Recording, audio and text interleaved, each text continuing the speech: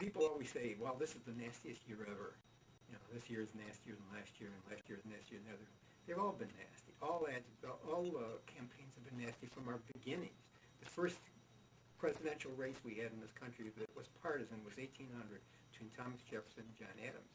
Now, we didn't have television, so they couldn't put on negative ads on TV, but there was all kinds of negative stuff in newspapers because that's all there was. And so there were all kinds of negative attacks being made on each of the candidates in newspapers.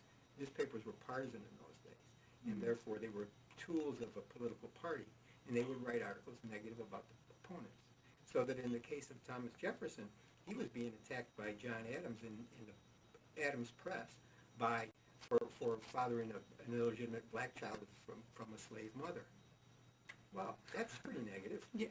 That's pretty negative. Yeah. And of course he couldn't prove the negative, and it was there. And at the same time, Jefferson's proponents were accusing Adams of conspiring with the King of England to have another takeover of the American government by the King of England. And so that was a negative. That's pretty negative. So the idea that somehow we only have television makes them seem nastier because the ads come into your home, they're everywhere, and you see them and you hear them.